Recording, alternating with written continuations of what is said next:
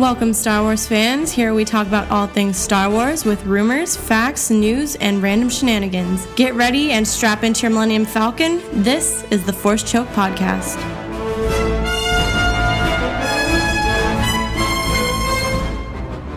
Hi, everyone. The Council would like to welcome everyone to a very special episode 60 of the Force Choke Podcast. We're so fortunate to have a very special guest joining us today. We have Dominic Pace from The Mandalorian. Dominic, thank you so much for taking the time out of your busy schedule to join us today. Absolutely. Thank you so much, and hello to all your listeners. Thanks for having me. Hey, so Dominic, if the fans want to search you on social media, where can they find you? Absolutely. Dominic Pace, D-O-M-I-N-I-C, Pace, P-A-C-E, on Twitter, Instagram, Facebook, and even with business on LinkedIn. Just always happy to give a shout-out or interact with the fans. I've been so grateful for all the support, specifically within the past month. It's been absolutely overwhelming, and I've just been so grateful. Excellent. So if you want to visit him, see his pictures and all his stuff, you can go there. And we'll be sure to link everything. I know. I'm gonna add you on LinkedIn, Dominic. Absolutely. Awesome. Very good. Tim, you want to kick us off with the first question? Dominic, so right off the bat, now that you're allowed to talk more about the Mandalorian, we want to know who is your character in the series and what's your character's name? Okay. Well, it's a little bit of a detailed story with that. Let me take you back just a little bit in terms of just getting the role. Sure. I was hired for a makeup test. It was not an audition, but it was a makeup test. I had experience in prosthetics. I used to doubled on Frankenstein in Van Helsing, if you can imagine that. I was with Hugh Jackman for 3 months in a hangar over in Playa del Rey. And at first, believe it or not, when I first put on the Frankenstein prosthetic, I actually had a little bit of claustrophobia. But as the years and actually as those days progressed, at that time, the first time this was not a Halloween costume. It's very snug to your face. It actually gave me kind of a warm and cozy feeling to where I was able to do it throughout my career in little creature appearances here and there. I've appeared as an orc in Bright. I've also been on Agents of S.H.I.E.L.D. 2 times, once as a Kree and then once as a guard. So I've been able to become acclimated to it.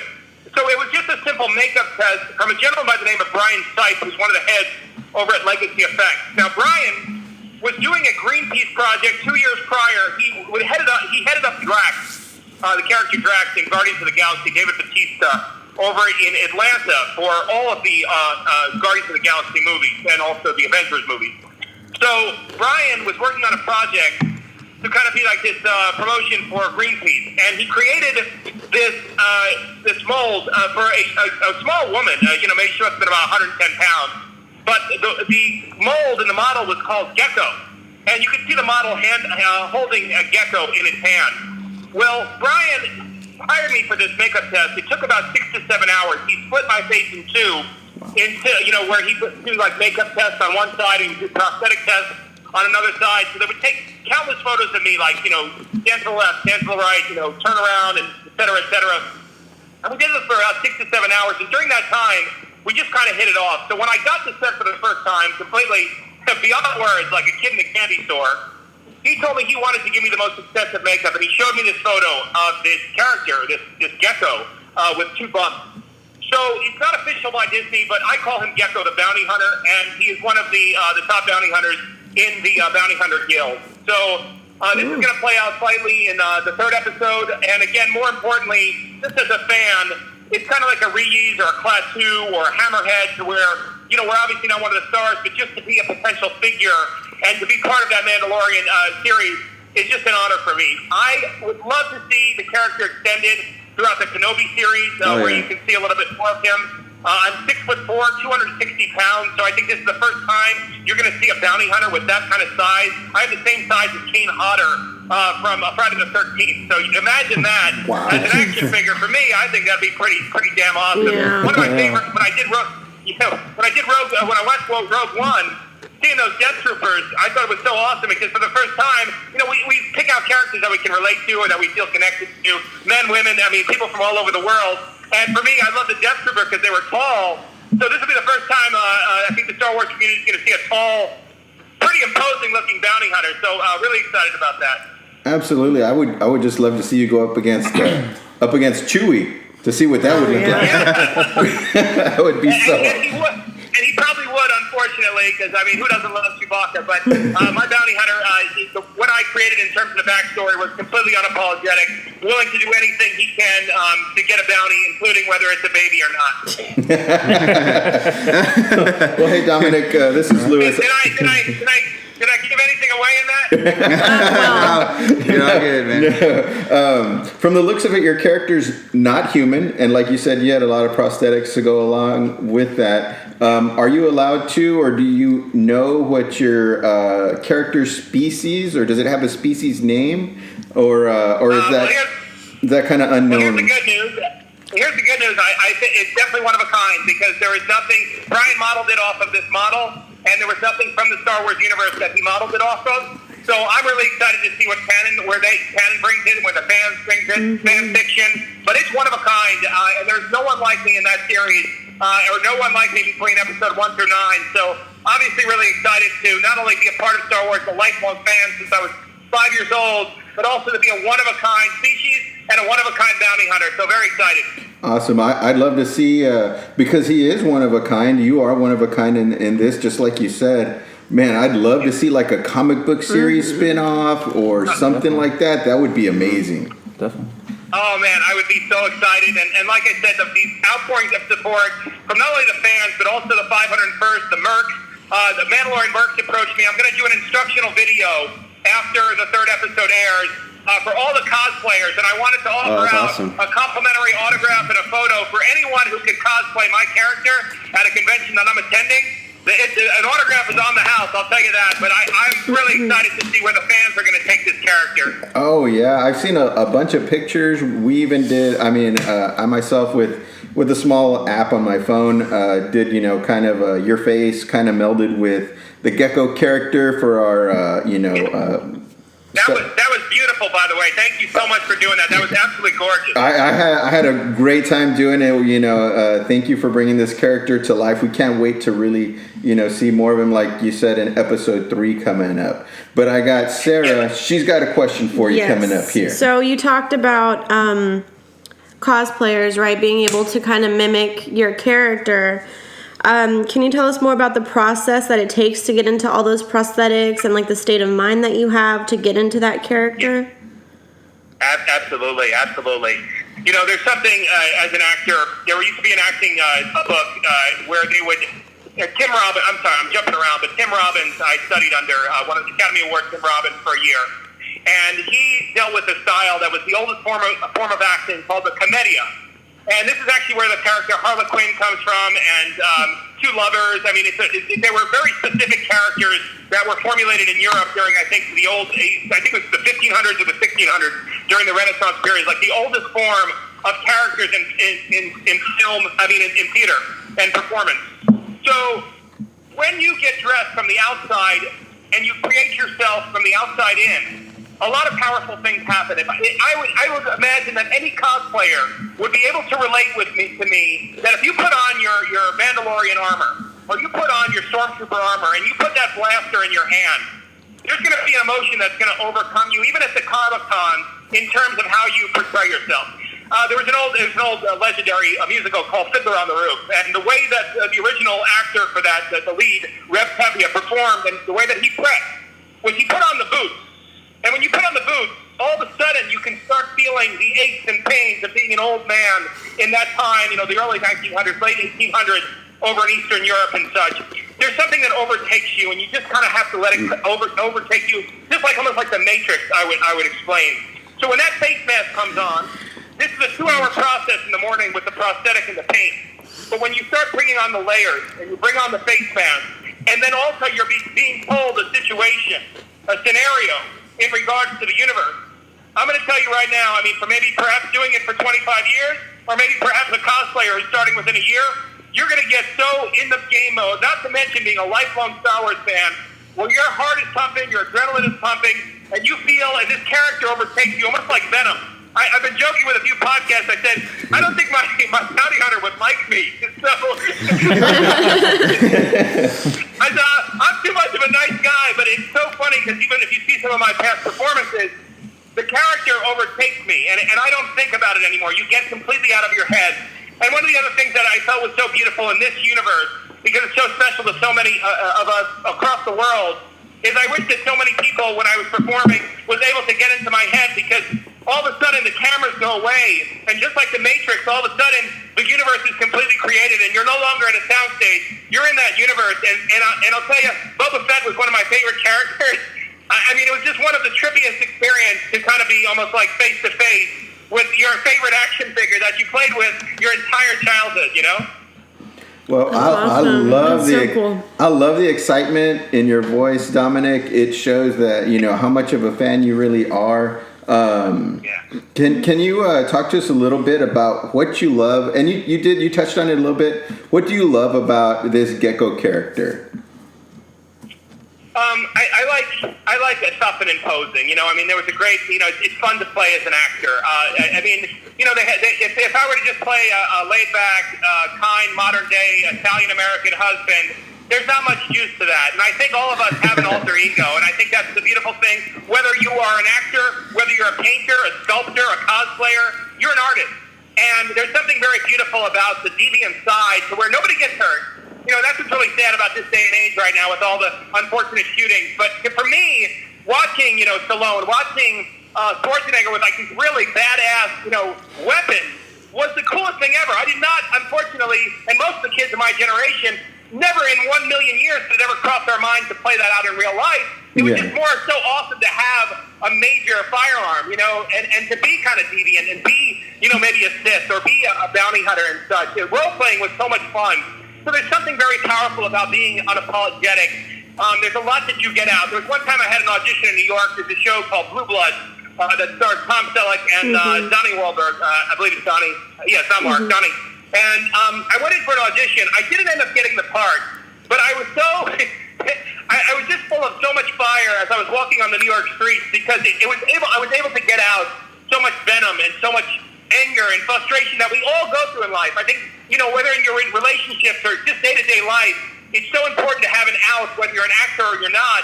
And it's very refreshing and therapeutic for me to be able to have this maybe once every 2 weeks, or even for my auditions, I have it once a day sometimes, where you're able to get it out and to yell and to get out to screaming. One of my first acting classes, we would spend literally, people would think we're in an insane asylum. If you watch The Joker, it was kind of like that, where you're going through all these emotions, they're playing music, and you're just adjusting the music getting outside of your head. That was like acting 101.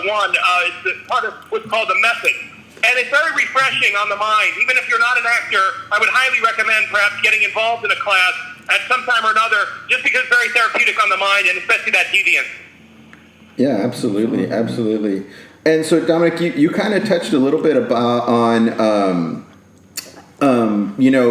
they called you in for a makeup test, but tell us about when you first got that call to do this makeup test, and did you know this was going to be for the Mandalorian? Did you can you talk to us a little bit more about your initial hearing about this? Absolutely. Well, Brian and I hit it off that day, and I had a hand in my phone staring at me in the waiting room that morning. I had no idea what the project was a big, tall green alien from the old movie John Carter from Mars. And I'm sitting there, and I had to sign over a waiver just saying, don't talk about this. Here we are. But or we'll come after you. But that was at that time, of course. So I go into the room, 6 hours. I give him my business card. We just had a genuine rapport. He's one of the nicest guys, not very Hollywood at all, just very down to earth like me, where we just kind of chumming it up, talking about our love of science fiction. There was no discussion whatsoever. I thought it personally in my head, I was completely convinced it was another spinoff of Agents of S.H.I.E.L.D. because I just came off playing a Kree in one of the seasons of Agents of S.H.I.E.L.D. So I just figured they were like, hey, use Dominic because he was really cool in the chair. So I just was focused on all of the extensive stuff with the Marvel Universe right now. You've got this spinoff, that spinoff, everything else. So I was just hopeful that it was going to be a long gig as a creature within the Marvel Universe. Well, funny story, we have a lunch break. I don't have my phone at all. But one of the guys, not Brian, he said, why don't I take you around the shop if you want to take a look? So I'm staring around, and there's all this Star Wars stuff. And believe it or not, there was like life-size, Boba Fett and life-size Darth Vaders and stormtroopers and everything else, you know. And I said, well, what's all these stuff? Oh, we're starting they're working on a video game. And at that time, it just released that video game for PlayStation there, Battlefront. So I didn't think anything of it whatsoever. Anyhow, long story short, 2 weeks later, I get a phone call for a screen test. I've been in this business for 20 plus years. A screen test is a very, very serious thing, a very high budgeted thing, because mostly when you get a part, most projects, they're just like, all right, just come in, we'll get you dressed, and you'll be doing whatever we tell you to do. A screen test, especially for a side character, when you're not starring in it, for obviously for actors, it's a major thing, and for lead actors, for major motion pictures, they will do an entire day of production before they actually film, and it's a major thing. It costs them thousands and thousands of dollars. So at that point, I was like, wow, what the hell is going on? So there's the project, it was a code name called Huckleberry. The first time I go into these offices, and then there were stages on the other side. It was down in Manhattan Beach, and you can feel this eerie sort of silence, which was really strange. All these doors were closed, and the other two actors that were waiting with me, it was very, very quiet, and it was like nothing that I've ever felt before on the set. I just thought that something was up. You know, there's something obviously we're working on top secret, maybe Disney or for DC or for Marvel. Anyhow, I sign over another agreement, just, no photos, no social media, et cetera, et cetera. And I get invited into the costume room. There's a gentleman by the name of Richard A. Pora. Now, the coolest thing about Richard is literally not only is he one of the most talented costume designers in Hollywood, but he has this very unique look about him that almost brings you to another world in terms of his presence. He has this very distinct presence that you will never forget. Google him. It's a very, very unique presence. So I walk into his office, and he's got, a few rooms. And any Star Wars fan at that point, if you started looking at the walls, you would have basically gotten in touch with the fact of what was about to go down. I go into another room. Richard leads me to another room, and there, hanging on a rack, is 3 sets of test clothes with the words Dominic Pace, Bounty Hunter. Okay. That's so cool. That's awesome, man. Yeah, that's when my heart started pounding. Next to the two actors, there's a great movie called Big with Tom Hanks. Yeah. And, I don't know if you guys have ever seen it. It's a legendary film. If you haven't. So, anyhow, he gets this check for $168, right? And he's freaking out, right? Because he's like, oh, my God, I got $168, And John Lovitz is next to him, and he's like, yeah, it's just another day of work, So that's kind of how I felt as a Star Wars fan, because the two other actors next to me are like, yeah, we're just going to get dressed and whatever, let's see what happens. And me, I'm just like, what, are you freaking kidding me? So it gets better. So anyhow, they have the 3 costumes, right? Well, 2 of the costumes have masks, like these very Tatooine-like masks that are, you have like the small visor, very much like Boba Fett. One had like dreadlocks. They had like this whole hairpiece where it was behind, which, don't get me wrong, guys, it would have been special. But before I get dressed, there's a knock on the door, and who is it but Brian? And Brian says, I give him a big hug because, again, I think any Star Wars fan will be able to relate. How do you thank somebody who's given you like your lifelong dream of being in Star Wars? It's like it's like a hug is just not enough. I mean, can I buy you dinner? Can I pay for your mortgage for 5 months? So he comes to me and he says, I just want you to know, it was like Willy Wonka in the Chocolate Factory. He's like, because of your attitude, because of your positivity, and because of your patience in the chair, I want to give you the most extensive makeup in the chair for this series. And I was like, for one of the side characters. And I was just beyond words. The adrenaline rush, I would say if I was doing a modern-day crime drama, if I was doing NCIS-LA or NCIS or Cold Case, and they had me in the chair for 2 hours, it would probably be tedious. I don't get claustrophobic, but the fact that it was Star Wars and you're watching your character, your own one-of-a-kind, unique character being created in front of your eyes, those 2 hours did not feel like anything, not to mention how cool everyone in the makeup trailer was. You are breathing in paint. I mean, it's not the greatest on your lungs, but I'm telling you right now, anyone maybe perhaps who was in the military or whoever finally got to achieve their dream in one way or another, even if it's sometimes painful, I could not even through 15, 16 hours feel one bit of pain. One extra little tidbit, 2 I want to talk about that really is special for any Star Wars fan is Ewan McGregor and Samuel L. Jackson were presented with a suitcase for lightsabers, as to choose their lightsaber. Yeah. Well, I was one of the first bounty hunters to get to a prop table, and I got to pick my own blaster. Nice. Sweet. I'm actually looking at a replica of it right now, and there's people that are all over the country. Some people are like creating like little action figure replicas of it because I was able to get a design and explain the design. You'll see it really clear in an episode coming very soon. But I just, again, for me, it's like I've just always been a generous person where I think about myself, but also I was thinking about every single Star Wars fan and the aspect of being able to share that with them, to where I wish every Star Wars fan gets to have that option too someday, to where they get to select their own blaster or their own lightsaber for their own special character. I'm 6'4", 260 pounds. I picked out the biggest one. It's got a paintball canister attached to the back. It's got a curved dagger for hand-to-hand combat on the bottom. I took a lot of pride in it. It's about 8 pounds.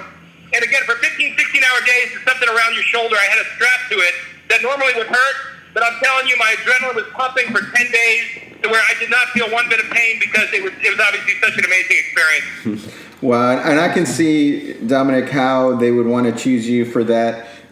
Just even through the phone, your energy and your positivity. All of us have a smile on our face right now, just from your presence. And you're not even here in front of us. That says a lot. Thank you, guys. I hope to get down. I got some friends in Texas, and you guys got some pretty good barbecue down there in Houston. I tried one place. It was really, I think it was called Killen's in Pearland. Yes. Really good. So, yeah. Yeah, I hope to be down there and meet you guys at some point within the next year. Oh, awesome. We'll have to make a special trip, our podcast, to, sure. If you're at a Comic-Con or something like that, that would be amazing. If we could meet you up there. I would love that. All right, Mike has got another question for you, Dominic. All right, Dominic. Yeah. What sort of person is going to love The Mandalorian? I got to be honest. I mean, I think we all can agree that there's been a lot of separation and division within the community. I think John and Dave, even just watching episode 1, I'm waiting for episode 2 tonight to watch with my son when he gets home from school, because I could not watch it till last night. I was shaking because I just needed confirmation of a few shots in my upcoming episode. And I finally got it. Then I was able to actually relax and just take a deep breath. But I think John and Dave are going to bring everyone together. There's an amazing director, Deborah Chow, who is now going to be heading up the Kenobi series, and she directed one of my episodes. She was absolutely amazing.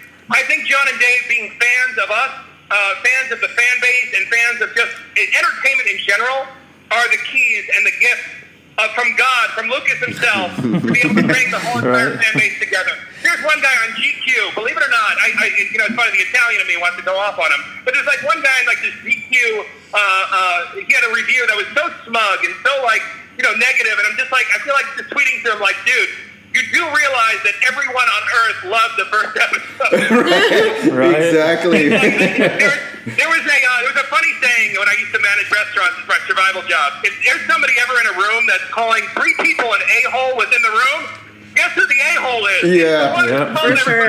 For sure. Exactly. You know what I'm saying? Yeah. Absolutely. My son and our job, and being part of it and being in the industry for so long, the technology that you're using in this LED screen, which looks so freaking amazing. I mean, you can't even tell. You think they're all over the place. We're talking about 3 sound stages. I mean, it's amazing. But it's just, I think it's just going to bring everybody together and going back to what was important, which is just entertaining and having us escape. That's why Star Wars is so important to me. That's why 80s movies were so important to me. It was just about escapism. So I think we're going to bring that to the whole entire world. And John and Dave, we trust, and there should be a T-shirt with that quote in and of itself. I think Tim here has said that, or was that you, Micah? In JJ we trust. Oh, there you go. Yeah. But JJ as well. I think hopefully there'll be a really nice bow on episode 9. And my whole thing is, I don't know if you guys are familiar with familiar with the old Texas TV series Legendary called Dallas, and I don't think they're going to do this, but the end of Dallas was obviously a very far-fetched ending. It was supposedly like all a dream or whatever. So I just don't want to see like Rey. My only concern is just, if it's something like where like Rey is, Luke's brothers, sisters, uncles, parents, I just want to have a beautiful message of everything that was important and meaningful in Star Wars. And that was about family, that was about love and light, and fighting the darkness, which we all have to deal with in one way or another, and just really putting a beautiful bow. It's like, you go to you're speaking in front of your family, and that's, to me, is what Star Wars represents, is that everyone loves you. Just get up there. That's all you have to do, is just to show up. Yeah. And everyone's going to applaud you. There's no reason to be nervous. There's no reason to be upset or concerned about, they're going to like me or whatever. All JJ has to do is just put it out there and not make things too complex. And I think it's going to be a beautiful ending to one of the greatest series and franchises of all time. Yeah, I totally agree. And before Sarah asks you the next question, Dominic, we've had cosplayers from California and Georgia and all over the United States on our show before, and it's funny how you mentioned people out in the Twitter sphere and writing articles and bashing Star Wars and this and that, but when we ask people who are fans and they go to events like in Chicago when there was the Star Wars event in Chicago Celebration, and then and then there was the Disney Expo, and all they hear is so much positivity from other fans and new fans of Star Wars that I think just people just focus so much on that negativity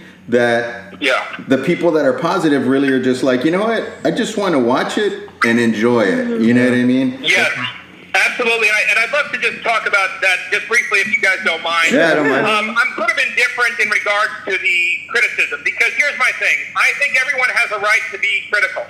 At the same time, if Han Solo is my favorite character, I love him. He's alpha. He has charisma. He's got a great personality. My life, my story is no better or no worse than anyone else. So if somebody is able to relate, and I'm going to say specifically perhaps a woman to another character that empowers her. My wife and I, we went to go see a movie, this really good horror film about 4 months ago. It's called Midsummer. And there was a woman, she was at the concession, she was helping us with the popcorn, and she was serving us the sodas.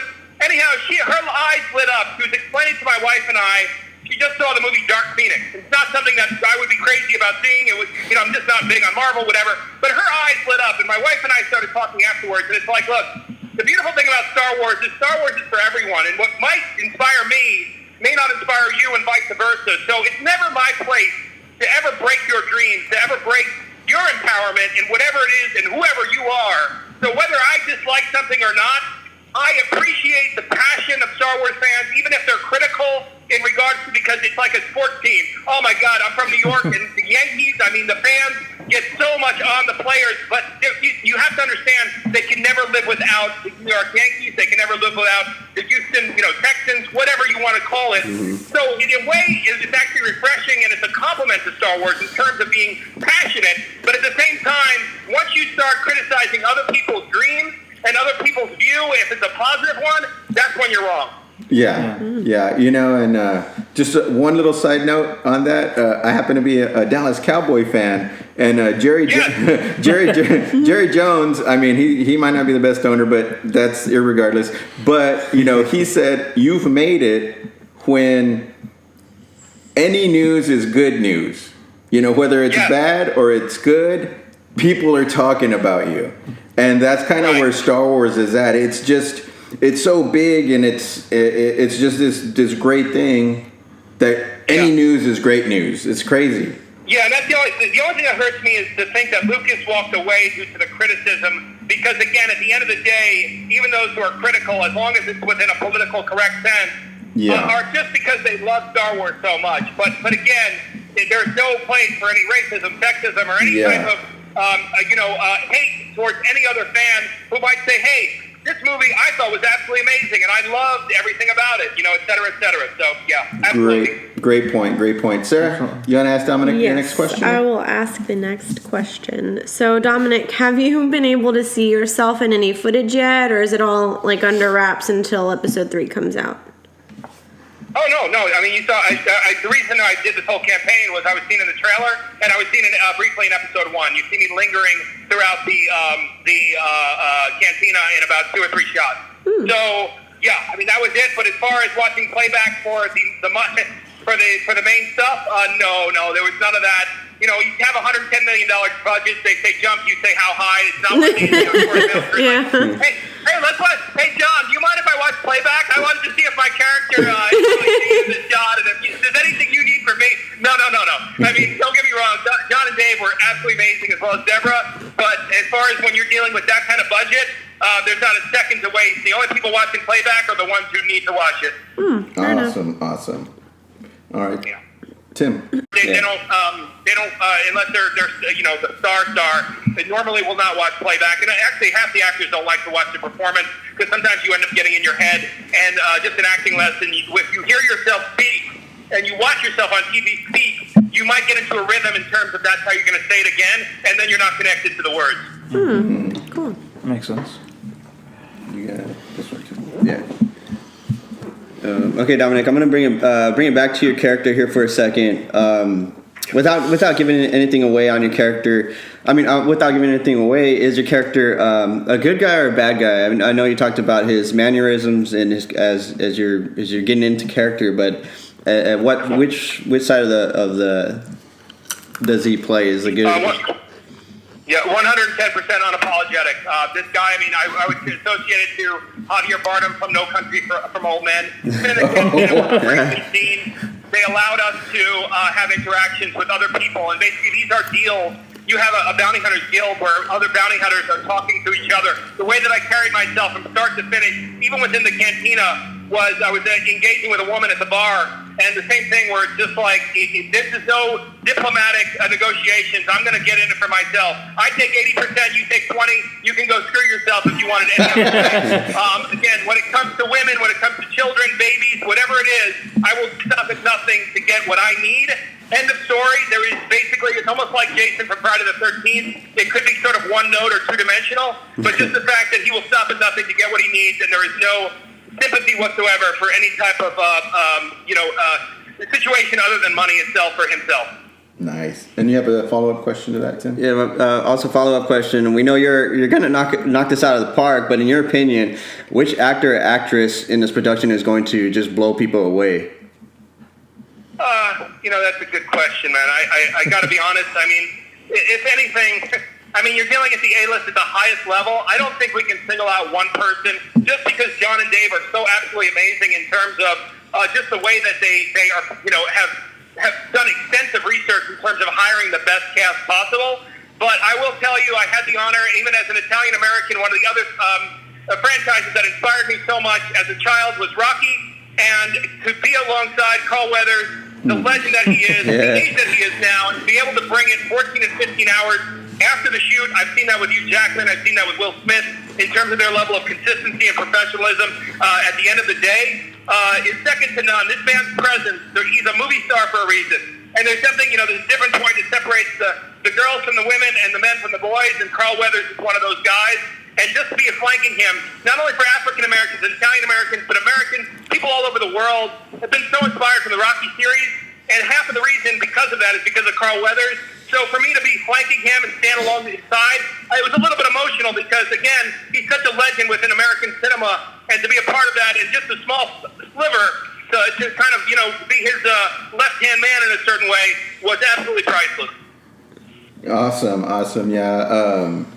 He does command a presence. In the first episode, he was there briefly. Talking to the Mandalorian, and he's in charge in that cantina kind of.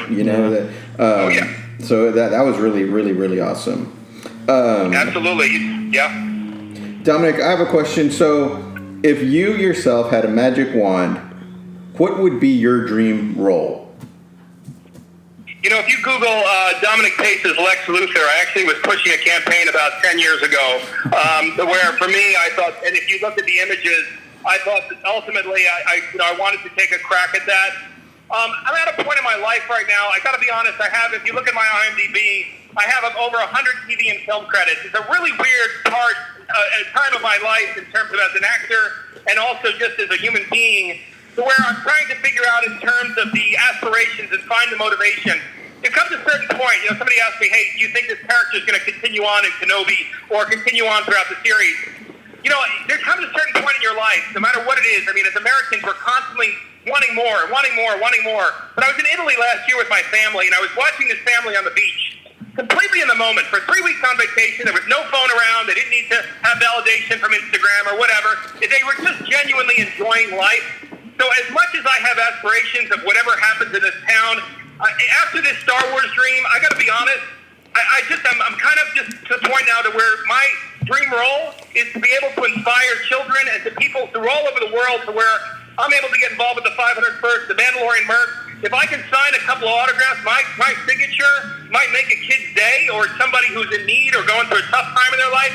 That's my dream role right now in terms of wanting to make a difference through this beautiful series, which is Star Wars, which touches people's lives in such an amazing way. So for me right now, I am so invested in the Comic-Con tour next year to not only be able to meet so many fans, but also at the same time, I've been telling my representatives that I want to come in as early as possible and as late as possible. So if I can visit a children's hospital, if I can visit a homeless shelter, what have you, to be able to make that kind of difference. At 44 years old, that's my dream role now.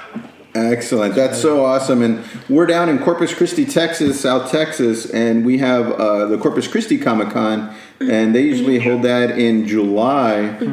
We actually have Daniel Benavides has been on our show. He's a co-owner of the Corpus Christi Comic-Con. If you don't mind, I'd love to throw your name out as a suggestion as a guest, if that's fine. Yeah, my reps, their name is Celebworks, CELEBWORX. X is the last, and you can look them up on Google there, and they've been handling all that stuff. And I would love to meet you guys and love to come out there. Absolutely. Excellent. Thank you. I'll get that information to him. See if he can coordinate anything there. That would be awesome. And to hear that you're dedicated to helping people and that are in need. Our podcast too. We love to do that. When Hurricane Harvey came around, our team got a whole bunch of people together, and we went out and we cooked for food, barbecue we took barbecue pits out, and we helped serve the first responders, as well as went house to house with plates of food. So that holds a special thing in our heart as well. Helping out communities. Absolutely, and what I've been making a pledge to the towns that I'm already visiting. I'm heading to England in a couple of weeks to visit a children's hospital and partake in one of their Comic-Cons. Is if I can donate a couple of autographs or some of my merch to be able to create a silent auction to raise money for causes that are local. That's what I'm all about. So, like I said, I can't tell you how honored I am to be a part of this community. Everyone's been so welcoming and so loving and caring, and I just want to be able to give that out now. And again, I have 100 credits. If I have another 100 TV credits, again, I'm a character actor. I'm not a leading man. I'm 6'4". I like to have a burger and a beer. I auditioned for Game of Thrones years ago, and I was up for the role of Drogo. But I just, I'm not a leading guy. So these character roles, don't get me wrong. It's such an honor. I had a great guest star on 911. I have a guest star coming up on Deputy on Fox. But when I was younger, it meant a lot to me. My first guest stars, Desperate Housewives and NYPD Blue in the District. But now, like I said, for me to be involved in the community and to meet people and touch their lives and hopefully make the world a better place for my sons, that just means the world to me. And especially for our love of Star Wars, because I'm one of you guys. So it's basically, it's like a sports fan talking about sports all day, Yeah, absolutely. And that's one of the reasons we created this show. So that's what makes it fun, you know what I mean? And entertaining. Absolutely. Yeah. Absolutely. Tim, got another question for you, Dominic. None of us have experience in filmmaking, so we don't know too much about what makes a good scene. So my question to you is just that. In your own words, what does make a good scene for film? It's just like a relationship with a woman or a man. It's got to be organic. If you're sitting across from a date and you're trying too hard with a woman, or you're trying too hard as a man, or a woman trying to impress a guy, you guys have all been in that situation where you're like, I'm not feeling this girl, I'm not feeling this guy. It's not working. So it's got to be organic. Just everything. When you work off of something, there is a style and a technique that I studied under called the Meisner technique. I studied under Bill Esper, and Terry Knickerbocker was my teacher. He teaches a lot of celebrities now as far as one-on-one coaching, but basically you stand across from each other, and it's the most beautiful actually exercise, even within a relationship. Even the relationships I've had with women throughout my life have been very organic because you don't do anything unless it's coming from them. So you're not, gelling or forcing any vibe.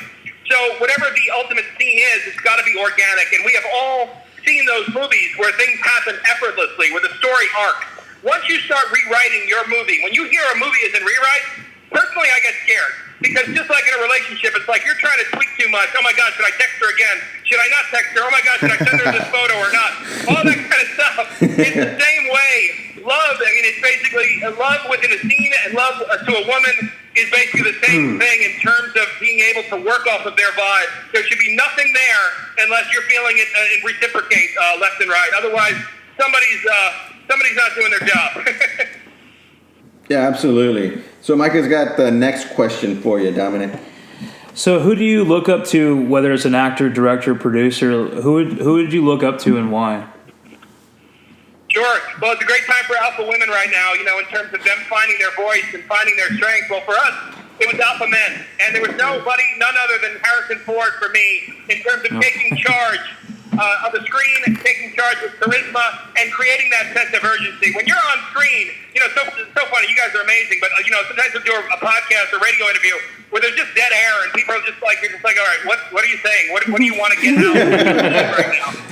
I just did one, and the guy's like, I don't really come up with my questions. I just like to talk, and I'm like, you're like, this is not working at all right now. It doesn't feel organic. So, I've been Harrison Ford because of his, look, I know, we've kind of had a change in society, but also as men, we need that strong, powerful figure. I don't want a 90-pound dude as my leading man. I want freaking somebody to grab it by the horn, just like women want a strong woman to take charge and to be in command. We can coexist, but it's basically strong men and strong women, and for me, that's always been Harrison Ford, where basically he's able to dictate and control, and when you watch him on screen, you watch his every movement.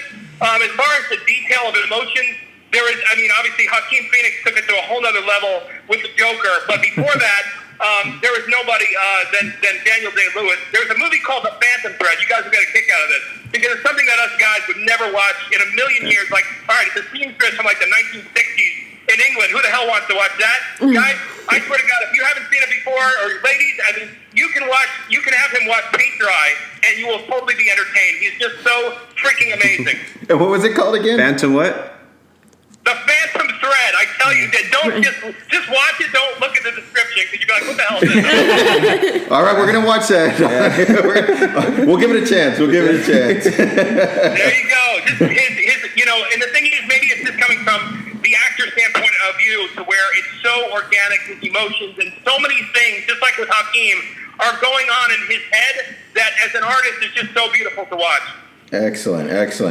And so we're going to take this just a little bit away from acting for a second, Dominic, and I want you to paint me a picture. What does your perfect Sunday look like when you envision that? Oh man, I got so lucky with my two sons. I can't even tell you. I can't even give you advice on parenting because they literally have raised themselves in such a well-behaved way. There's not been one day.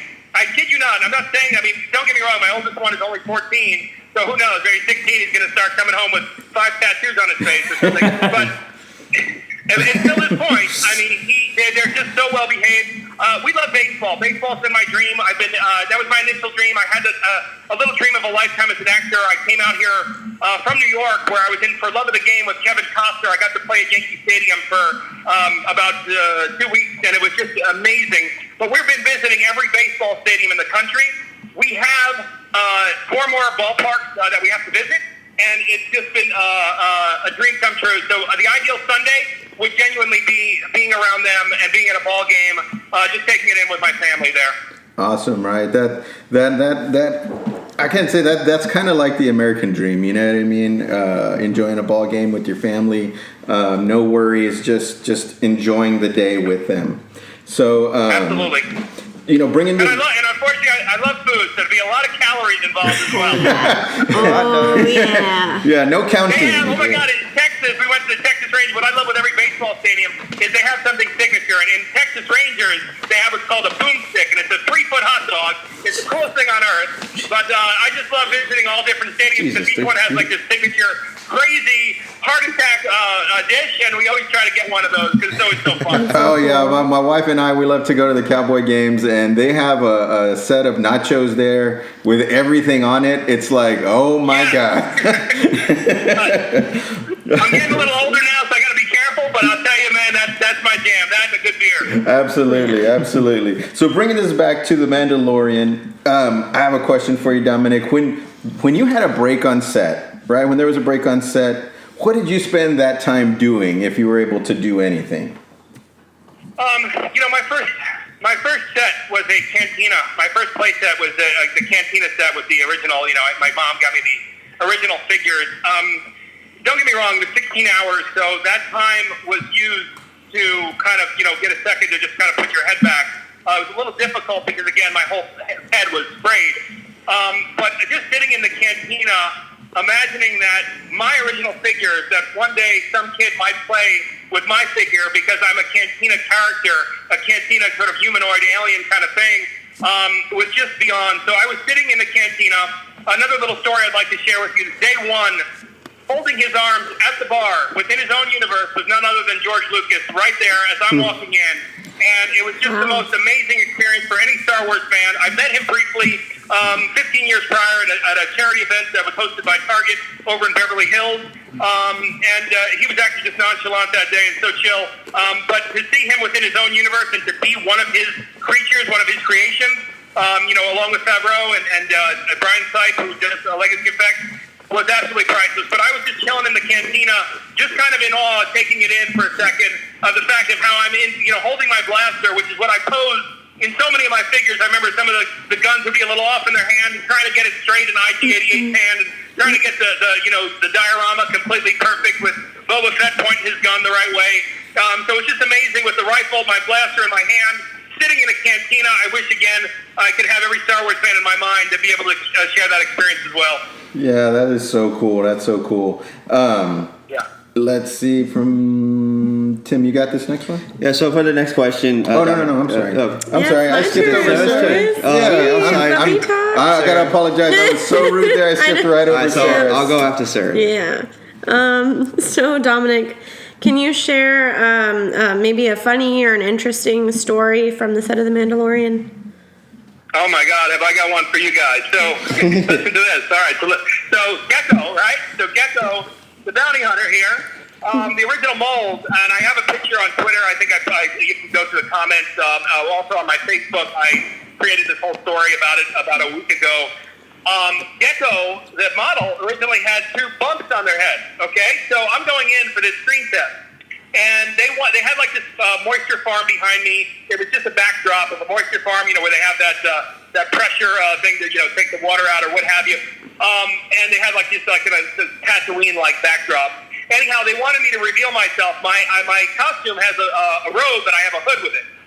And day one of the screen test, I had the bumps on my head. So anyhow, there's a few other bounty hunters from the guild that are on the left waiting for their turn. They wanted each one of us, Filoni, Favreau, and Deborah Chow, and also Lucas was not there, but Kathleen Kennedy was, to reveal ourselves. And they gave us little simple instructions. You're already in character. Don't sit there and just like, all right, walk to the left, walk to the right, and just look around like an idiot. You would have been sent home. This was where, they wanted you to stay in character, so you're kind of perhaps looking for your next bounty and such. So not overplayed, but just very subtle, intense. I like to do a lot of things with my eyes to where that can tell a story when it in and of itself. Anyhow, I reveal the hood, and they wanted me to turn around, almost like Luke, in a way where I reveal my head, my bump, right? So there's a little sticker from the other bounty hunters, right? So I'm just sitting there, and I'm like, all right, what the hell's going on? Why is everybody laughing, right? So I look on the right, and they said, guys, Dom, all right, I got to talk to you for a second. They said, they kind of look like boobs. I'm not going to So I go to Brian right away. Brian was there, and they had like 5 of the wardrobe people all over me. And I said, Brian, please, come here. I said, I'm 6'4", 260 pounds. I said, this is the coolest freaking outfit ever. I said, but please, for the love of God, we start filming on Monday. If there's any way you can change the bump, because as much as I didn't want to be one of those memes where it was like, And you didn't want to look like the guy from Little Nicky. yeah, gets in Star Wars, has boobs on his head, so they changed it to these badass horns. I have 4 horns, 2 on each side, and thank God they did. But that was the story. It was originally, I would not be standing here today bragging about this bounty hunter. They put boobs on his head. Like, I love the old vintage, character names and stuff. It'd be like Boob Man. Oh my gosh. Now we have this badass bounty hunter, and thank God Gekko got a little bit of a change there, and that was my funny situation. Right. I broke the blaster. I broke the blaster a few times. It wasn't so much a funny story, but just there was so much action involved to where I had so much intensity, and I had this one point where I did give it my all in one specific scenario. I don't know if it plays out on the show or not, but the blaster kept breaking the back part of my canister. So even when I do the cosplay instruction, people just have to secure that paintball canister a little bit more. But other than that, everything was just pretty much legit. We were all just hyped up. There was a lot of adrenaline. John and Dave just run a tight ship, but also so pleasant, man. I mean, it's not like the old days with James Cameron and Michael Bay where everyone's yelling. It's just more of something to where it was just completely professional, and you were just obviously honored to be there. Excellent. That kind of answers the next question, because we were going to ask who the funniest person on the cast or crew is, but wearing boobs on the head has kind of got the mark for that. Yeah, I got to tell you, there's not much left. When you have $110 million, I mean, look, James Cameron, obviously, yelling is not really the way to go, but when you have a $110 million budget and you have studio executives and everything riding on this, just like I'm sure it must have been a nightmare on John Carter from Mars, which was kind of bombed, but that's a lot of money. So when you're working at the professional level, there's not much time to have that kind of, unless you're doing a comedy, and even then, there's a lot involved, especially as you see how beautiful every shot is from episode 1 and episode 2 now, some I've seen. There's a lot of work involved in that. So unfortunately, you're there, to really stay focused. But there was no problem at all because, again, if you honor John and you honor Dave, you just want to do the best job you can and keep things on time. It's like being in the military. You don't want to be the last one they're waiting on. Yeah, awesome. So, Dominic, I have an interesting question here for you. Do you have any interesting hobbies? I know you said you like going to baseball parks, see if you can get that notch under your belt. But do you have any other hobbies that you're interested in? Absolutely. Yeah, great question. If you Google Dominic Pace movie locations, I'm one of you guys. I'm a huge fan. I'm a huge kid at heart. I've taken my kids, my family all over the country to over 250 famous movie locations. And you can see that in YouTube. You can see that on a couple of articles on Google. But basically, every one of my favorite sites, I went to go visit Office Space over in, I believe it was Austin, where they filmed that. And then I was going to go to Texas Chainsaw Massacre House in Dallas. In Pasadena, Texas, one of my favorites and one of my idols is also John Travolta. They filmed Urban Cowboy there. But I'm just a huge fan of movie locations. I love to be in the universe. I would love to do kind of a geeky Star Wars excursion out of Hollywood over to Baker and Death Valley at some point, because I haven't done that, to where they played out the walk to the Jabba's Palace over by Death Valley. But I love movie locations, so you can Google the images and also the articles, and it's a really fun hobby, and I'm pretty much done. I've seen everything, all my favorite movies more or less. But even last year, I went to go to Malta, the island of Malta in the middle of the Mediterranean. Robin Williams was one of the most legendary actors of all time, and they still have all of Popeye's village there. When I was a kid, one of my favorite movies was Popeye. It didn't get the greatest reviews. It was Paramount Pictures, but the village is still there, and it's one of the coolest visits, and then also to pay homage to Robin Williams, who's one of the greatest geniuses of all time in Hollywood. Yeah, I love that movie. I forgot Robin Williams played that guy. Yeah, played Popeye. I love that. Me and my brother. Yeah, you had the damn critics at that time. It just, from the eyes of a child, it was amazing. But they, I guess, panned it for whatever reason. But I thought it was great. I love the characters and how they just kind of made it very cartoonish. I thought it was very ahead of its time. Yeah, absolutely. Yeah, they did. I think they did a wonderful job on that. I remember watching it as a kid on HBO, like, I don't know, hundreds of times. Just because we loved it. Yeah, absolutely. So, Dominic, I have another question here for you. So, the Star Wars universe during the time of the Mandalorian seems chaotic. Of course, it's after the fall of the Empire. if you know or you don't know, and I don't know if you can give it away or not, is your character going to survive season 1, possibly for a reprisal in season 2? I can't give that away, but the beautiful thing about the Star Wars universe is that it goes backwards and sideways and frontways and forward. But I will say that the Kenobi series takes place before Mandalorian. So if anything, I would love to see my character specifically, and again, this is Deborah Chow and this is John and Dave's decision, if anything, but to have a bounty hunter skilled seek out Luke and have Obi-Wan beat the living crap out of us in one way or another. I think that would be amazing. But as far as answering the future, I cannot, unfortunately. But we can definitely talk about that in a few weeks there. Excellent. Dominic, we've been so gracious with not digging deep for the tough questions, but here comes the 99-mile-per-hour fastball. Can we use your name to get on set of season 2 of The Mandalorian? Oh man, you know what's so funny is I'm actually going to be going to the fan base because I need somebody's name in order to go to Disney in order to hopefully get a Black Series figure. Because for me, that would really be the bow on the amazing present to be able to get my own action figure. We know a few people over at Topps that are going to get my screenshots over to them to maybe at least have my own collecting trading card. Okay. But unfortunately, I'm not with one of the top 5 agencies that pretty much run this town. So for me, I'm just a blue-collar actor. I wish I could. But if anything, I would, to lead you in the right direction, you would have to live in L.A., and I would register with Central Casting, which is a free registration, and that could maybe get you on as a walk-on there. Oh, well, we have a shot. Yeah. Tim.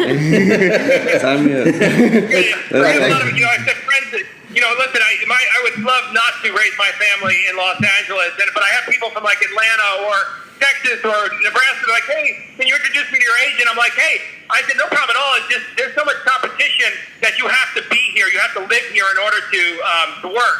And it's just an awful trade-off because, oh my God, I filmed in Atlanta. I filmed in Texas, over in Houston. It's like how much I would love to have a nice, beautiful house in the backyard and even get a dog someday, but it's like, unfortunately, you got to live in this grind of traffic and everything else in order for the dream to come alive. It's not fun. The cost of living is absolutely ridiculous. But unfortunately, yeah, a lot of times you may get that opportunity, but they're not going to be like, hey, well, you need to be here. Like, I just booked a role for a new game show for Sunday. I was planning to fly out to do a podcast in Rhode Island, and they're like, we need you Sunday. And it's like, there's no waiting at all. They will call the next person within a drop of a hat, unfortunately. So that's the only catch in terms of realistically getting in Star Wars. But the good news is they're going to be doing a lot more content in America here in Southern California. So anyone who is listening, you got to move here, register with Central, and good things might happen. There you go. Tim, you had a follow-up question, right? Yeah. Follow-up question is also about... well, I mean, it's not as hard as the question I just asked, but actually, do you watch the movies or shows that you appear in? I know you mentioned you watched The Mandalorian, and do you shy away from viewing your performances, or have you seen? I think you have to. I mean, but you also need to be honest with yourself. I did a B movie last year. It was called Megalodon. They tried to do a $100 million budget with a $50,000 budget. And it was cringeworthy in so many ways. I was proud of myself. I kept a sense of urgency from start to finish. But sometimes when you see things, you have to notice your flaws. You cannot be, just like in any job, you have to be able to take constructive criticism. So you have to watch that, and you have to be able to have that out-of-body experience and say, okay, I think this moment was a little false. I think I kind of probably could have delivered this a different way. Sometimes I know personally why it maybe looked bad because, maybe you only have one take, they're on a low budget, and they have to do 14 to 15 pages, which is absolutely ridiculous for one day of filming. But at the same time, absolutely, because what you need to do is you need to dissect those scenes in order to be able to market yourself for other roles. So absolutely, I have to watch myself, but I don't feel bad about it. If anything, I feel better in terms of, especially at this time of my career where things are organic, where I'm actually looking forward to watching the scene. Excellent. Yeah, that's and that's I guess that's one thing that us, when we go to our jobs, it's not on camera. People aren't out there looking at it, and so that's one question that I think all of us were interested in you answering. I could only imagine coming home and people critiquing me about, hey, we saw you do this at work. Can you talk to us about that? You know what I mean? I'm sure it could be nerve-wracking. Well, yeah, but you know what? You actually bring up a good point, because the other thing is I'm getting paid to entertain you. Yeah. One of the things that I have not been very proud of as a member of Hollywood over the last couple of years is I'm not here to tell you you're wrong. I'm there to perform for you and entertain you. I'm not there to make excuses as to why you didn't like my movie. That's my job. So I think it's been getting a little hypersensitive over the last couple of years, and I think we've been playing a little bit too much in politics and everything else. So look, at the end of the day, if I'm not entertaining you, that's my concern. But I shouldn't be saying, oh, well, you didn't like it because you don't like this. It's like, no, you actually did a really horrible job, and actually the film actually sucks, the story sucks. And I'm sorry that you feel that way, but that is what it is, Yeah, absolutely. Thanks again for being so candid with us, Dominic. It's been a pleasure having you on. We got one more final question for you. Micah, you want to go ahead and ask Dominic here our last question? Yeah, absolutely. We will have a hiatus between The Rise of Skywalker and the next unnamed Star Wars movie. If you had the keys to the castle, what would the next Star Wars movie be about? Oh, I like that. It's funny. I had this question kind of similar a couple of podcasts there ago. For me, because they were talking about the old Republic and the new Republic and, past Episode 9, et cetera, et cetera.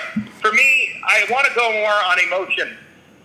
We're experiencing something right now with The Mandalorian, just like, in my opinion, we experienced something in Rogue One.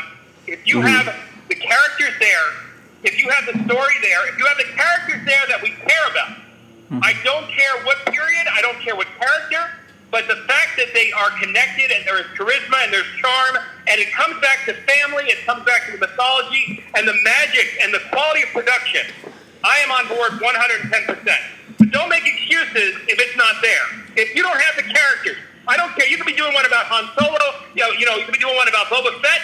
If the story is not there to where it is organic, I am not into it. So for me, it's more about the element of being good. And I think we all know that definition. We all have different definitions for that. But personally, I know what that is. And I think for the most part, the majority of fans agree with that in terms of being good, and being compelling. So that would be my answer. And not so much a specific time or period or a specific character, but is it compelling to me to where I care about you?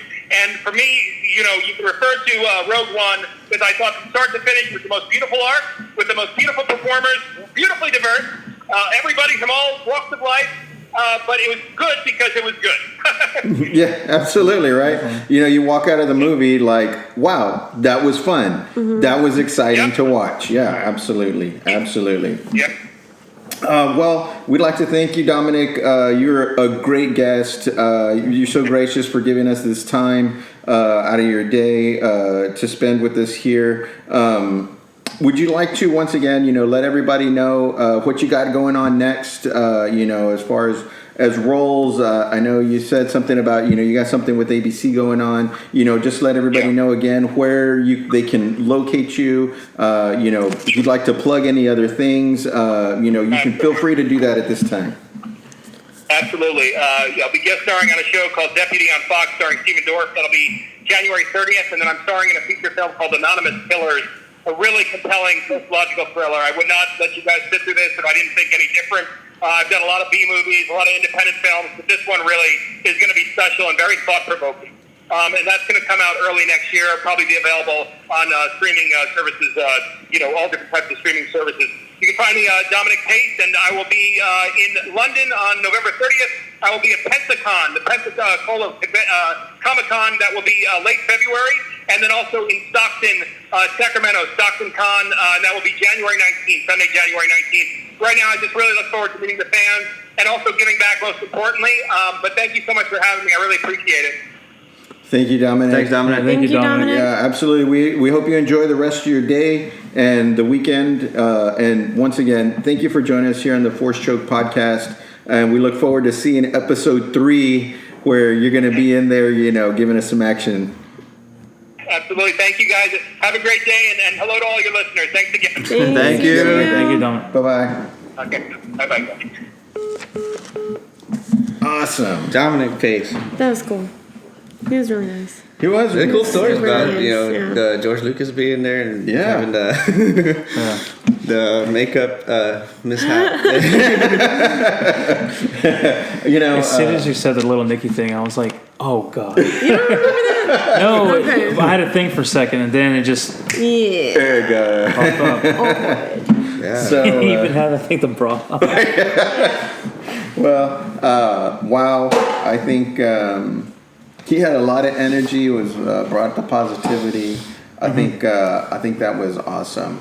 I know, Sarah, you have an appointment, so if you gotta go, Okay. that's great. Okay. Not It's that great? Not that it's Oh, great. wow, thanks. But the reason that It's you have to, understandable. the reason that you gotta go, It's picture day. it's picture It's day. picture day. It's a great reason that It's you also have to go. video day. Yes. Videos Well, and picture day. Well, Yeah. things happen. It's okay. Am I supposed to take it with me? All right, Michael, come over here and sit next to me. Okay, thanks. I'm gonna squeeze in here too. Bye, Felicia. Let's do one of your donetas, Tim. Yeah, go for it, man. This is good. But yeah, no. What? I don't. Well, because we had the whole Freddie Prinze Jr. conversation. The rant? Sure. No, Yes, the rant. our conversation. You mean, right? Why'd you scoot it now? It makes it look weird. He kinda had- I'm not getting up. Anyway, He's, but the whole conversation after that, though, yes, you can call it a rant, whatever you want to call it. And after we discussed it, but it's kind of like you. I think you posed a question, Louis. Do you think Freddie Prinze is a fan? Mm-hmm. And I think the stark contrast I got, from being able for us to speak with Dominic was that. That's a fan. The Right. passion and everything. The passion, and also, passion, yeah. Exactly. And also the extra dimension to that as well is that not only is he a fan and he's an actor, but he actually, understands it's like, okay, you can be critical of something and how dare, and not, I don't want to say how dare, but he understands that like they're there for performance to entertain us and that it's okay if people I thought this could go a different direction. You know what I mean? Like I really appreciated hearing that out of an actor, especially an actor who even after, he says like watching his own stuff after the fact to be cognizant of what he did is realizing that like, hey, we got to keep on, getting better and also in this case, listen to the fans a bit. Yeah, and that's really cool. I mean, you could tell that he was a fan. He didn't really have to even say it. You know what I mean? No, the passion just came out. I loved it. But I'm glad we were ready with questions. We didn't have. I don't think we had any dead air. No. I mean, he was. Of course, I provided him the questions beforehand. There was a few questions that I added that I actually didn't send to him, but that he was gracious enough to answer anyways. Man, I kind of was blown away by his attitude and his presence. I think I even mentioned it, there once or twice. But we're thankful for anybody that comes on our show and gives us time to talk about Star Wars. Passion of all of ours. But I think it's time for us to talk about The Mandalorian. Break it down. I know we've been talking about it with Dominic, his experiences. Yeah.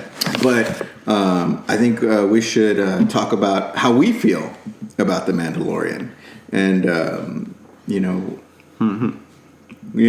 want to give it a grade? Y'all want to do a grade for it? It's a 10 for me, man. I'm ready to give it a... Tim. Hey. Yeah, I mean, it was fantastic. I don't even know if I can. It's like either it blows expectations or it blows the bad way. It just blows. Right. I mean, it wasn't just a story, but it was like looking at an artist's complete canvas. Like it was a masterpiece, and it was beautiful with the cinematography and the background and everything. Yeah, it was amazing. The music too, right? Tim brought that up, man. Before we paused that here. The music was great. It fit very well. Yeah. To the whether it was action on screen or whether it was a quiet moment.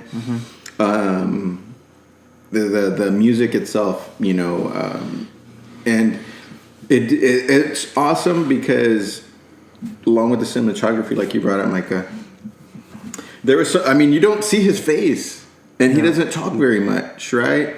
Well, they even kind of mentioned that in the first episode. It's like, oh, you're a Mandalorian, right? Is it true y'all never take your helmets off? You know? Yeah. It's just kind of cool because it's like playing off the mythology. It's like exactly. It's like a Caped Crusader without showing his face. Yeah, and we have seen Django right without his helmet, and we've seen on the Rebel series. What's her name? Sabine. Sabine. Sabine without her helmet. I wonder what season / episode we might see Pedro Pascal without his helmet on. And I wonder if they do it just to kind of like pull out our heartstrings. Is like if he ever does take it off on screen, you never get to see his face. Oh, it's like he just puts the bucket down. Like he's just looking and just. And then it cuts or something. Yeah. It's like, you got me. Oh man. Oh, looks like we got a question. I love it. No more Netflix and chill for now. For me, now it's Disney Plus and Us. No, it says Disney Plus and Thrust. Yeah. That's right. That's right. AJ. Who's commenting now? What's up, AJ?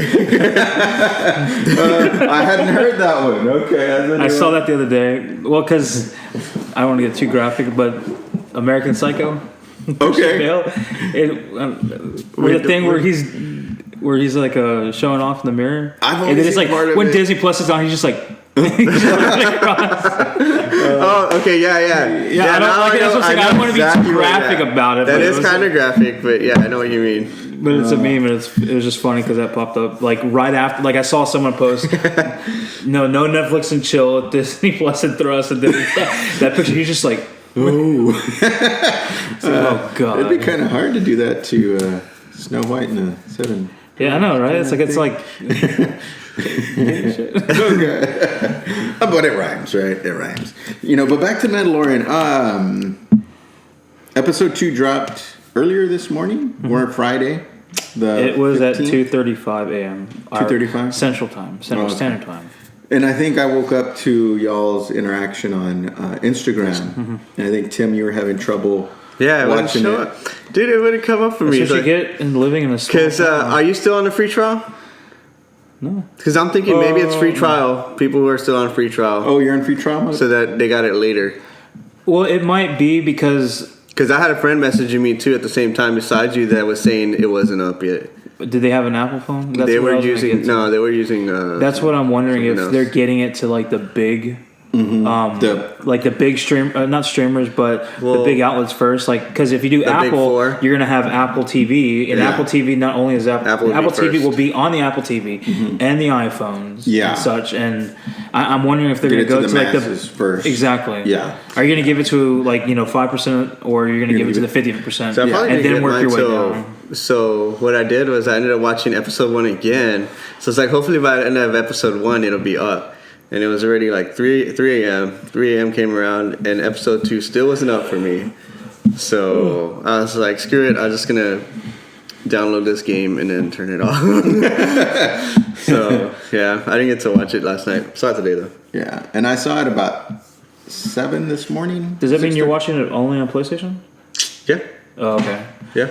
Maybe that's. I mean, sorry, I didn't mean to cut you off. I should download it on my phone. Because I know a lot of people will use PlayStation.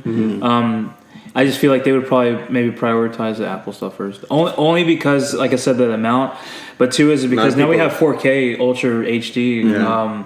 That's a big thing for this. Right? It doesn't mean every PlayStation player has the Pro, and that's the only way to watch that kind of content like that. So I don't know. I'm just thinking along. Speaking of that, why don't we all? I mean, we all have different ways to watch different things. But specifically for Disney Plus, how we're watching The Mandalorian, how are you streaming that, Micah? Like, what way are you watching it? I'm watching it through my Apple 4K TV device. Apple 4K TV, yeah. And then Tim, you're watching it through the PlayStation 4. Through the PlayStation 4, and my wife and I, we bought a Roku because I tried downloading it the app on.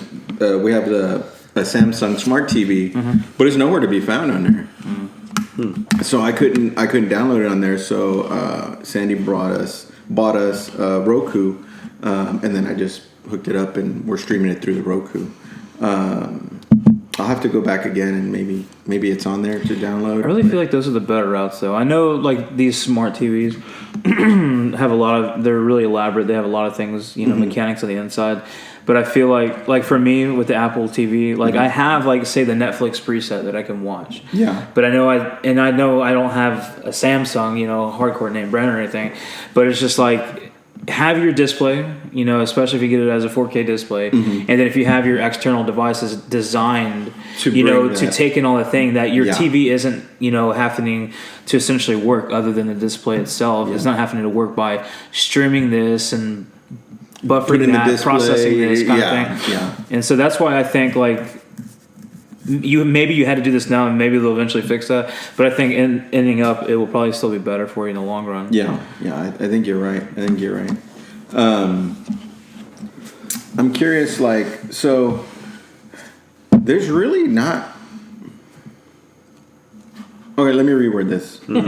It's hard to be critical on The Mandalorian, but if you did have any criticism, what would it be about? And okay. I'm not doing this to say like, I didn't like it, you shouldn't like it because of this or that, but I thought it was so great that, were there any things that you guys were like, they shouldn't have done that, or I wish I should have seen that, or, any moments like that for you, Tim? The moment was, it was episode 1, with the character he came for, the bounty. Oh, the blue. He had the little. Yeah, Mithra. I forget his name. Yeah, Mithro. I don't know if they have him a name or if that's his species. Mithro. Yeah, no, I think it was a species. Whatever. Because they're like, oh, he's a young one or whatever, something like that. We can get good money for it. So his guild. Yeah. Just the way it almost felt more. Like it started off Star Wars, and then from point A to point B, from when he went to that to inside the Mandalorian ship, and it was all. I was like, this feels like Marvel. It feels like I'm watching one of the Marvel shows. What was one of that Marvel show? What was that Marvel show called? Agents of S.H.I.E.L.D. Yeah, I felt like okay, this just feels like Agents of S.H.I.E.L.D. to me. That was just my first impression. And was it because of the dialogue, or it might have been a dialogue, and even the look too. I know it's a pilot episode, so the rest of the stuff is more polished, I think, than a pilot. So, but I think it could have been the dialogue both, and then how it wasn't. The second episode was to me way more polished than the first episode. So my only thing would probably be just that. I mean, I'm not saying it's bad. I'm just saying like and that felt like it was a little bit. Is that Star Wars? Or? I think maybe you thought that was just because of the character, though. Yeah, it could be because we haven't really seen a character like that. Oh, and then it was the first time we saw ever a space toilet. I think from I thought that was kind of cool. I was like, what do you call it, a vac tube? That's what it looks like. Okay, right. I haven't molted since last season. I was like, how long have you been holding that on? And then he said dank, right? He's like, that's dank something. Did he? But yeah. Oh, I missed that. So whenever the I forgot what they called it, when he came out the ice and grabbed onto the base of the ship and he was like holding it down. If you haven't seen any of The Mandalorian, it's spoilers. Oh, so yeah, good job, Tim. So he ran. So yeah, then Mandalorian shoots him. He goes back into the ship with the guy, and that's when he says like a Scooby-Doo, like Jinkies, he said like, oh, that dank, like dank something. I forgot what it was. And Dave Filoni did the directing of the pilot. Yeah.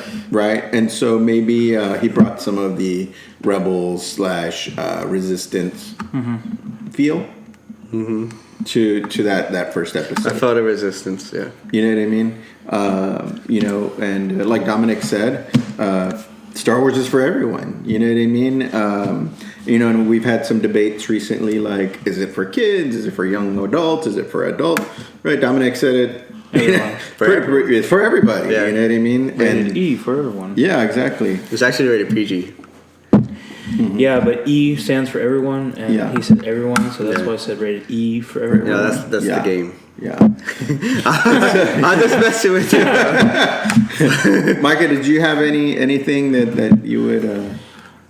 I don't want to say critique. Critique's not the honestly, right word. I don't really have any true critique of the show itself. I loved everything that I saw. Yeah. I think from beginning to end. Yeah, it's just I think my critique, if you will, has more so to do with like almost like the psychological aspect. Okay. Was because episode 1 was 39 minutes. Episode 2, we're not gonna talk about it just yet, but it was 33 minutes.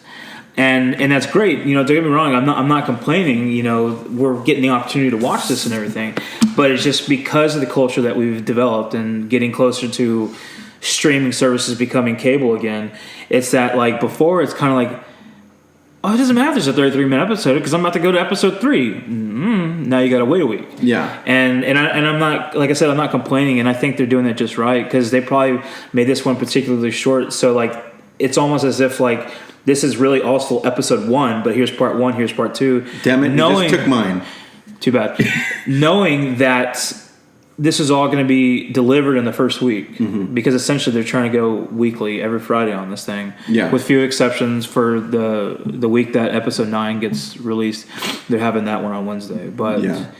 I mean, and I think that because that would make sense too because spoiler alert for anyone who hasn't seen episode 1 or 2. I mean, we've already kind of ruined that, but I'll speak a little bit about episode 2.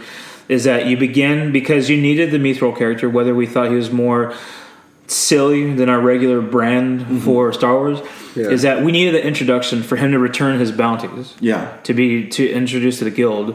He gets another bounty, and episode 2 is the finality of essentially of that. What the idea is that he's going back. Hey, I've collected. Yeah. You know what I mean?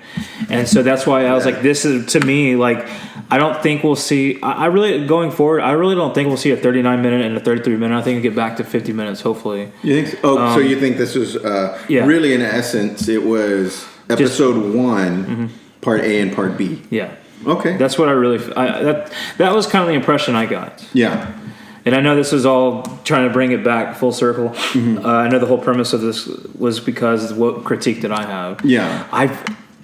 This is something new, yet something old because it ties into a lot of things that we've seen, just, you know, or a lot of things that we know of but hadn't seen yet. Yeah. And as far as the acting, the direction, costume, the background, it has so much depth. There's Easter eggs all over the place. Yeah. That makes you feel like, okay, this is Star Wars. Like, I've seen all of this before.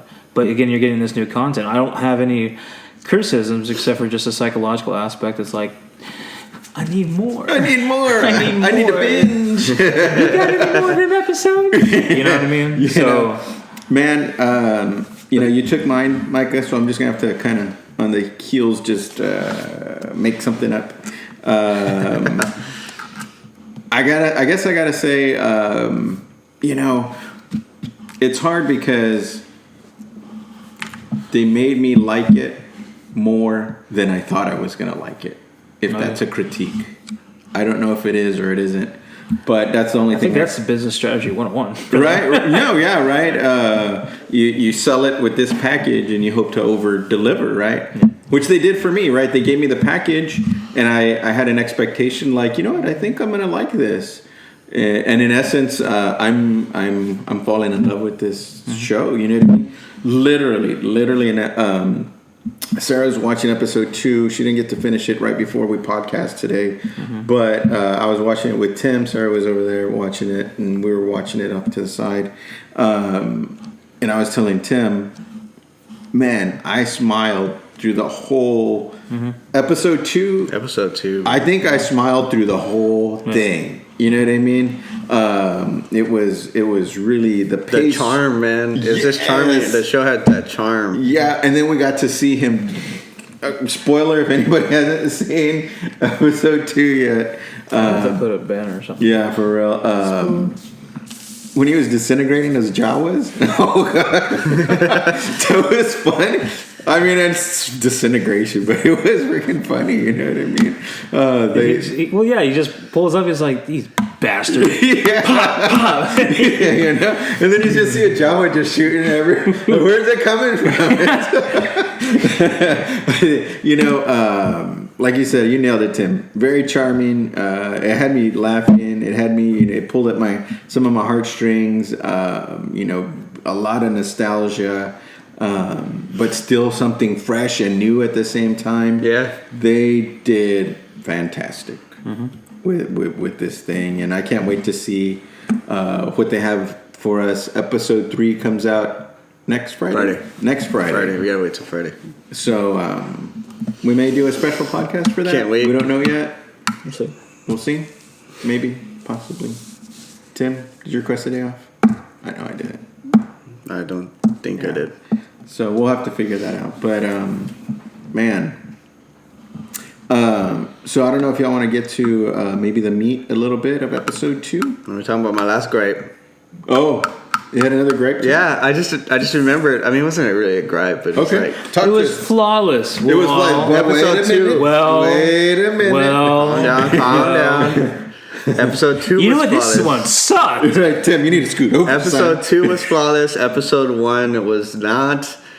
When I rewatched episode 1, maybe because I was like happy to see the first episode, but I didn't catch it the first time. When I saw it the second time, that scene where he's with the IG unit's like, oh, I'm gonna initiate self-destruct. There's nothing else we can do, like self-destruct, and they're hiding behind a pillar, getting shot at. Oh, when he turns around and he sees. They're coming up with that gun, the heavy gun, That heavy cannon. Yeah. So and he's like, "Well, forget that," and he goes back behind his like, "Shit, new plan." Right. So they're like, then they're getting shot at again. He's trying to think of a plan. The IG unit's saying self-destruct one last time, and he's like, "No, just cover me, give me cover, fire, and I'll take it out." And when he turns around to take it out, so that thing came up from behind the town, like. Like The town opened. far out, like it was there, like you saw it coming, and so when he turned around to do the hook shot to grab onto the thing and turn it around and take it from that guy, it was you couldn't see how far that shot was, the way they shot it, but by the end of the scene when he was like turning around shooting everybody, you see it was very close to where he was standing, right behind that pillar. He was like, I don't know how he got from. Well, it was Like there to there. I was like, how did you get? Was that thing? So my thing was like, okay, maybe while he was shooting the pillar, he was also moving forward, like slowly. He was creeping up on him, so that he was, getting ready to blow the hell Yeah, it's out. like a of it. hovercraft, right? Yeah. You're getting semantics there. Well, I mean, yeah. Well, when he first saw They it. didn't show it, but that was my only explanation. When he first saw it, you saw it was still moving. Yeah, it was still moving. And then he went back and he was conversing with IG-11 first. I mean, don't get me wrong, it wasn't like forever. Well, when he first started but shooting, it's I don't not. remember It's it not moving. like it's not like as soon as he lays eyes on it, the thing goes.